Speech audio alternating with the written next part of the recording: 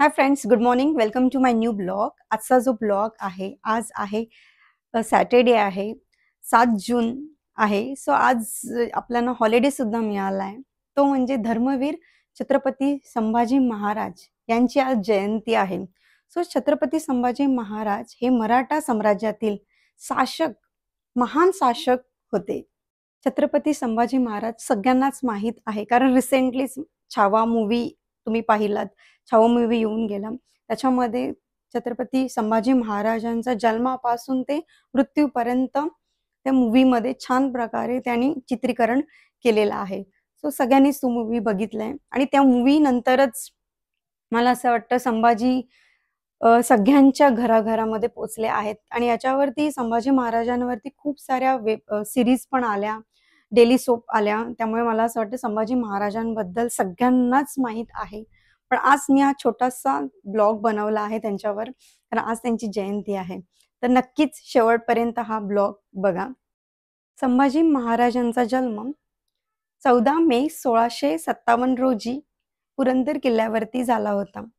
त्यांचे वडील म्हणजेच त्यांचे पिताश्री छत्रपती शिवाजी महाराज आणि त्यांच्या मातोश्री सईबाई होत्या.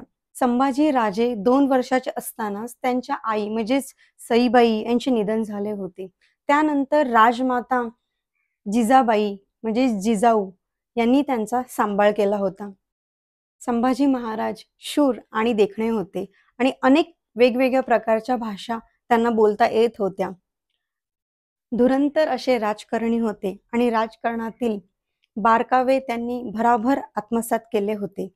मुघल दरबारातील घडामोडी आणि राजकारण हे त्यांना लहान वयातच कळावे, कारण त्याचा उपयोग त्यांना पुढे भविष्यात होईल या विचाराने छत्रपती शिवाजी महाराजांनी त्यांना आग्रा भेटीस आपल्या जोडीला नेले होते. तेव्हा संभाजी महाराज हे फक्त 9 वर्षाचे होते. आग्रा मोहीम सुद्धा त्यांनी छान प्रकारे पार केली होती आणि तिथून सुद्धा छान सुटका करून ते पुन्हा आपल्या किल्ल्यावर आले होते.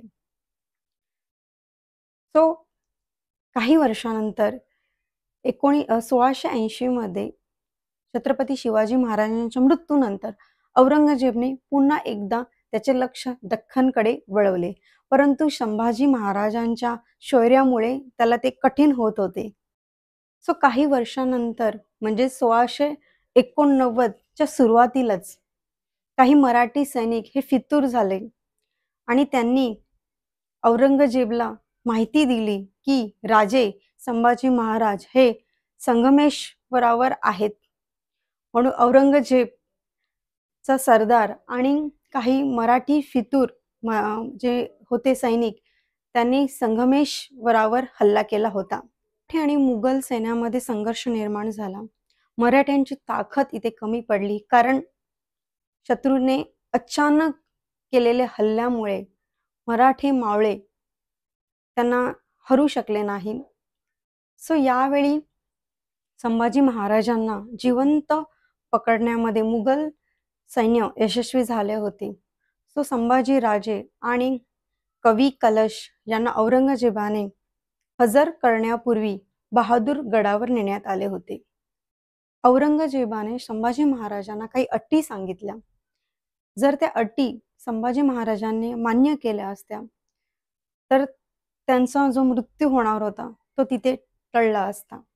त्या अटी अशा होत्या की औरंगजेब म्हणाले की जे पण किल्ले आहेत ते तुमच्या स्वाधीन केले जातील, तुम्हाला स्वातंत्र्य दिलं जाईल, पण तुम्हाला धर्मांतर करावं लागेल, तुम्हाला इस्लाम धर्म स्वीकारावा लागेल, तुम्हाला मुसलमान बनावं लागेल.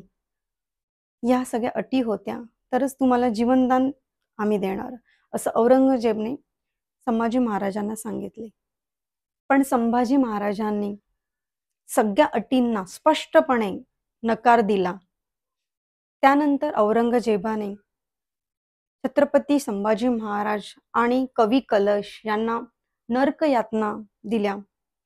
पूरपणे अत्यंत हाल करून ठार मारले. तो दिवस होता 11 मार्च 1689 साली.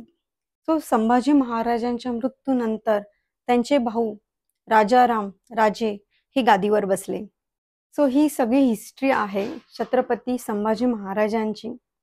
आणि ही हिस्ट्री सगळ्यांना, लहान मुलांना सगळ्यांनाच माहीत पाहिजे आणि माहीत असली पाहिजे, कारण आपण महाराष्ट्रामध्ये राहतो. सो आजचा ब्लॉग माझा एवढाच होता. छोटीशी इन्फॉर्मेशन मी तुम्हाला प्रोव्हाईड केली. तर नक्कीच शेअर करा आणि नक्कीच लाईक करा. Thank you so much. Next ब्लॉगमध्ये लवकरच भेटू.